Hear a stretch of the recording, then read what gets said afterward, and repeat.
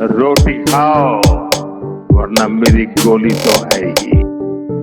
ये नया भारत घर में घुसकर मारता है। चुन चुन करके हिसाब लेना, ये मेरी फितरत है। Hi everyone, welcome to Newsweek channel, and I thank you for the tremendous support you're showing. And we are not a channel which is into all the drama and stuff.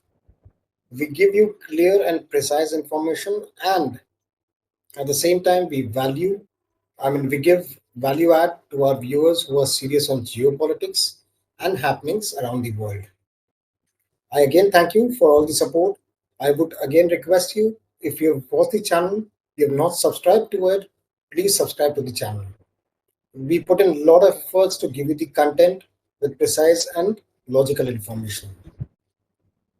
Now, today we are going to speak on a very important topic, right? Which is deep state. What is deep state? We have heard this term a lot of times, right? In geopolitics, we have heard things around it. How does deep state operate? I'll give you some insights around it today, and you'll get to know exactly what is deep state and how does it operate. Now, let's understand what is deep state. Within a country's government, there exists a hidden network of powerful actors, such as intelligence agencies, military officials, bureaucrats, or industry heads who operate behind the scenes and influence or control policy. And they do it often independently of the elected leaders. Now, the key point to understand is, where did this origin happen of deep state? The deep state concept comes from the Turkish phrase which is derin devlet, which means deep state, describing military and bureaucratic networks in Turkey that allegedly worked outside democratic control. Now, supporters of this idea believe this group protects its own interests and can resist, undermine, or manipulate elected governments. That's how strong a deep state is, right? It functions totally different from the elected governments. The elected governments have a very limited say to them when it comes to deep state. So, in short, deep state is the belief in a hidden government within the government which is powerful, unaccountable, and operates in secrecy. Now, these entities often carry out covert operations to destabilize democratically elected governments, ensuring that the foreign policy interests are served. Now, we go one level above the deep state. We try to understand what is the US deep state, or the deep state which might be present in the United States. The United States began its so called soft power strategy in the late 1990s during Bill Clinton's presidency, along the then First Lady Hillary Clinton. Bill Clinton enlisted billionaire hedge fund investor George Soros to fund vast networks of non-profits and later media organizations in countries of strategic importance to the United States. Yes, when it comes to deep state, you would have heard this name George Soros a lot of time. Now, there's an Open Society Foundation.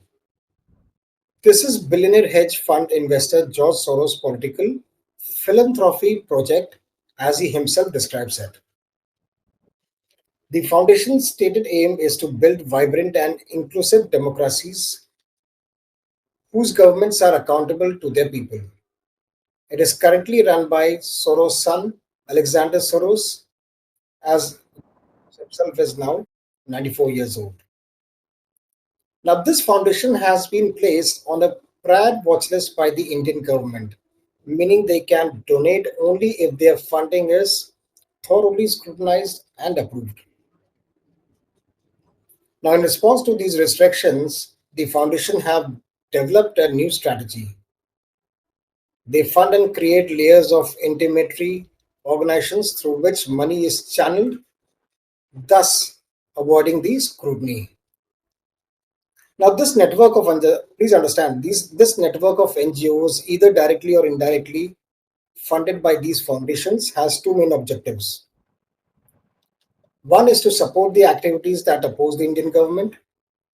The second is to sponsor and fund media outlets that criticize the Indian government. Let's try and understand their modus operandi. Now, the modus operandi is very clear.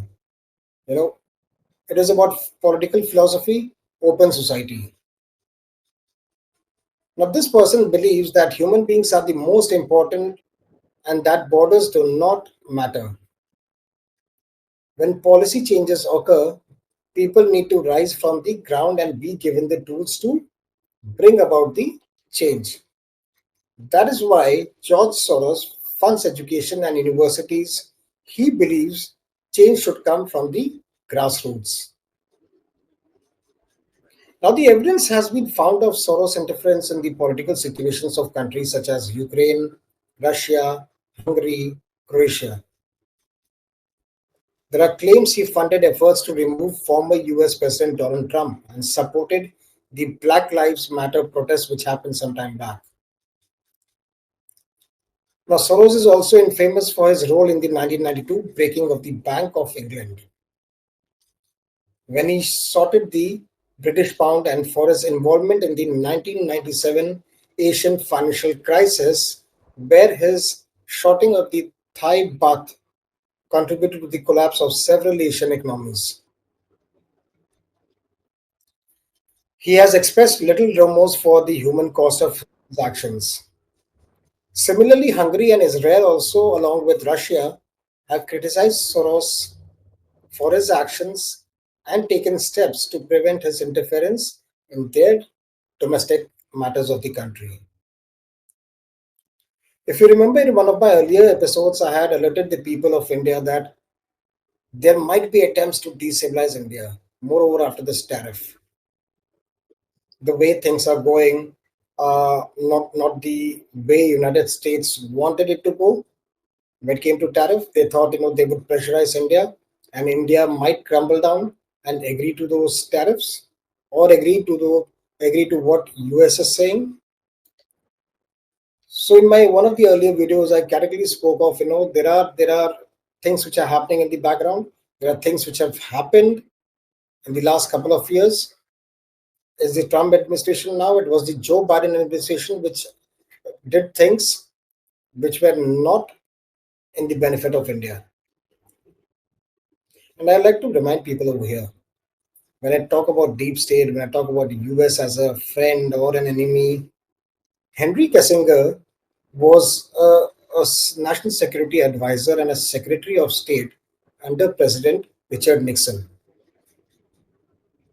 Now, if you recollect, he made a very important statement. He said, to be an enemy of United States is dangerous, but to be a friend of United States is fatal. Fatal means ending in death or trouble. These were the words of Henry Kissinger, who served as the National Security Advisor and Secretary of State under the then US President Richard Nixon. So you can very well understand. Now, there were two attempts to destabilize things which were previously done, and we did not give two hoots to them and went on with our job professionally. And this I'm talking about India, where in the past few days there were two attempts which were made to destabilize things. There was an Operation 37. Now, the Operation 37 was an attempt to use 37 members of parliament within the BJP and later on to work with the allies of the opposition to create a sense of division within the BJP and confusion in the ranks of RSS, to ensure that there is pressure put on the government to see that the Prime Minister Narendra Modi moves out of the position he is in today. Now, unfortunately, this Operation 37 did not work for them. I'll tell you why. Now, when this operation failed, they came up with another operation, which is Operation D3. And these are operations which I'm talking about very, very recently.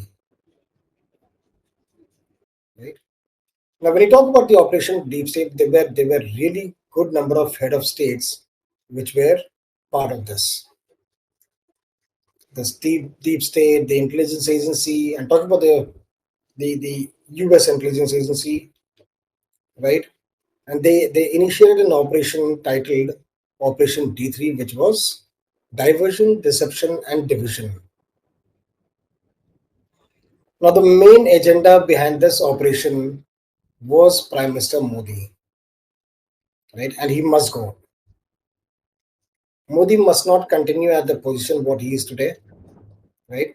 The reason Deep State had a concern or has a concern today with Prime Minister Modi is that Modi was not working in the interest of the Deep State or the US administration.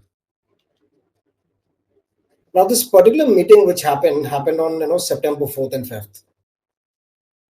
And you had, as I said, you had a great deal of people attending this meeting. I mean, you had the chief of staff, who attended this meeting. You had intelligence agency people from intelligence agency who attended this meeting, right? Now, there were two Indian beneficiaries who were part of this meeting.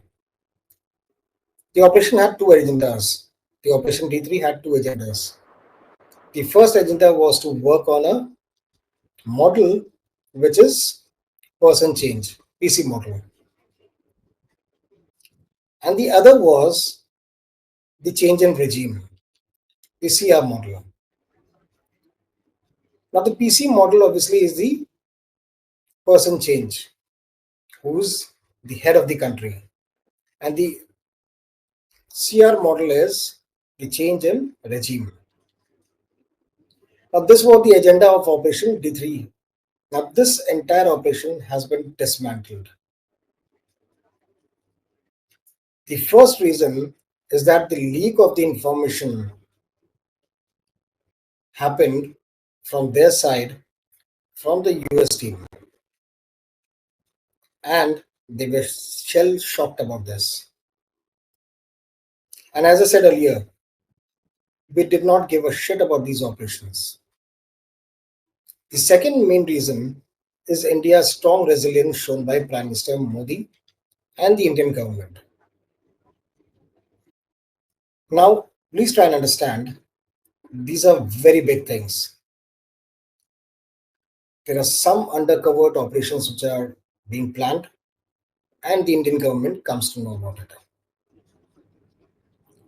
And this Operation D3, the dismantling of it was because it was acknowledged that the current conflict led by the US president against India, right, under PM Modi, could be detrimental to a long-term US-India relationships. It was agreed, the Operation D3, why it happened, it was agreed that President Trump will work more quarterly on his relationship with Modi and on why did this dismantling happen? Because it was agreed that President Trump, will work more quarterly on his relationship with Modi and on strengthening the US-India relationship following the September 5th meeting which happened. So these were two primary reasons why they thought about it. So the idea of D3 has totally fallen flat. The idea of Operation 37 purely fallen flat is because of we knowing that something like this is going to happen. So the idea of D3, of Operation Diversion, Deception, Division, right, has now been kept in the back burner. It is not the end of the deep state interest in creating a turmoil in India. Let me tell you, they are still, this particular operations have gone into the back burner, but then they are still working in the background. So the change in person is not there for the time being. But at the same time, the regime change continues. Now, this operation has come out in the open, right? And for them, the concern was we got the info or the intel from within the US establishment. Now, that is a big thing, right? And we've got the information, collaborated with the Indian intelligence agencies and other agencies that work within that space. Now, this is a realignment of thought, that the US or the president would work, very deeply now with the Indian counterpart. Now, what will Trumpet do? Now, Trumpet will have to rework his relationship with India, Russia, and China, moreover with India. But what I believe will happen is that in the coming days, there would be a reduction in tariff.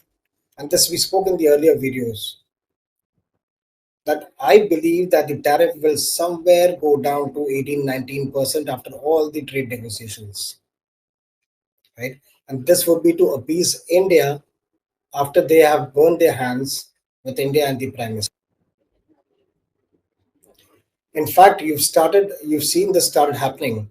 In the last 4 days, there have been two tweets which have come from US President Trumpet, right? Who has said various things. I know that how Mr. Modi is my best friend.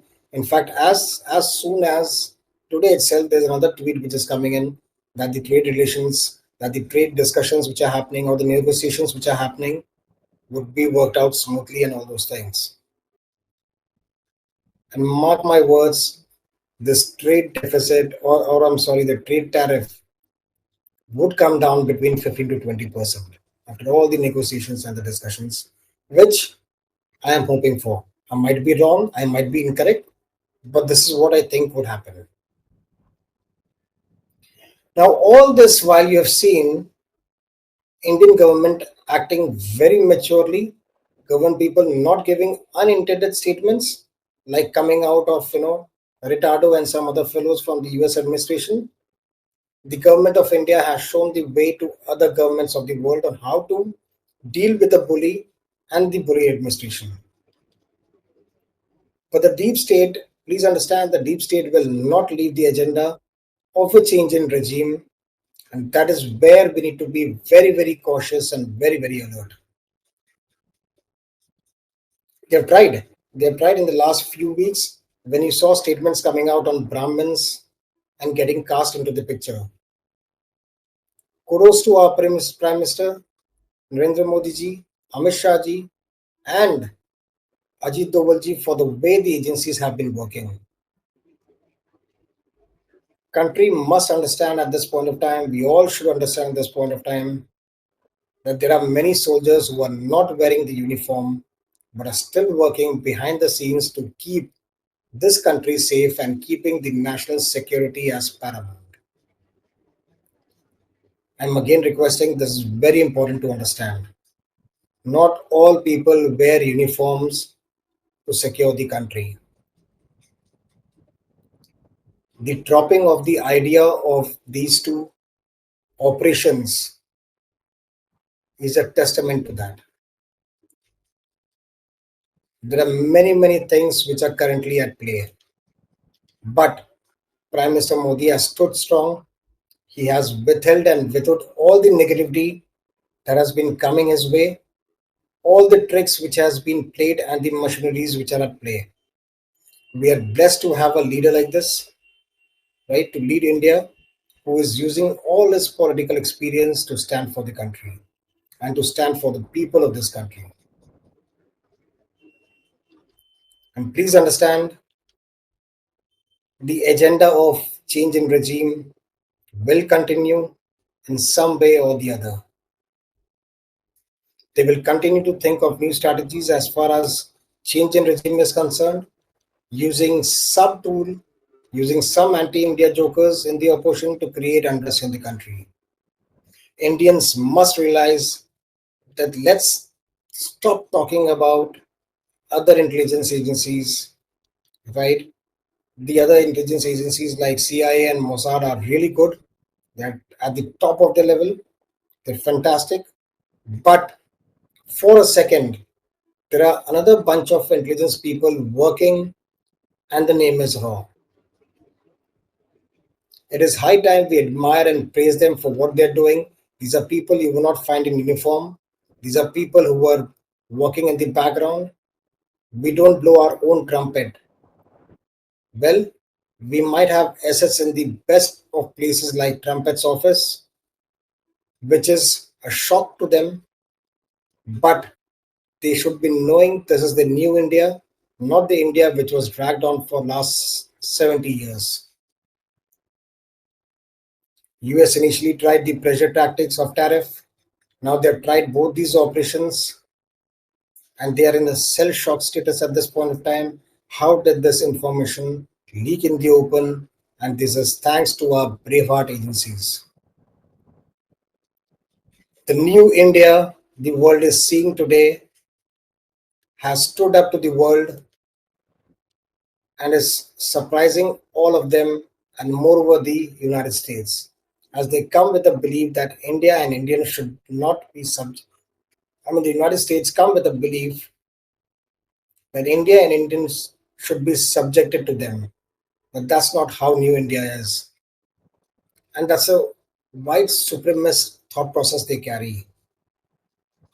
But the New India, led by the most able Prime Minister, the entire Indian government did not get aggressive but became assertive, putting the nation's requirement first. And that is how they conveyed the message ahead. We are not going to do anything about you, but we are going to do everything about us, about our people.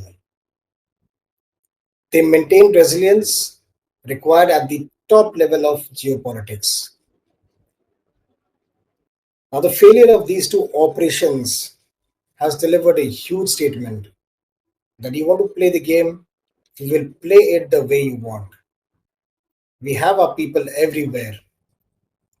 Peace and friendship cannot happen if you want to disregard our people needs, if you want to remove our prime minister, and moreover, if you want to keep bullying us. Now, what India has done with these two operations, a big salute to the three people at the helm, which I mentioned, and the people who are working tirelessly in the agencies to save our country. I would again request everyone to be on their toes, to be cautious, to understand what is happening in the background, to not believe everything which is happening in the social media. There are people who are working tirelessly, who are not wearing uniforms, but who are working to secure the people of India. With this, God bless India. Thank you for watching this episode. I hope you've understood what is deep state, what is the US deep state, how does it operate, and what is happening in India currently. Thank you for watching the channel. Yes, lastly, please subscribe to the channel to see more of these kind of substantial content from us. God bless you. God bless India. Thank you.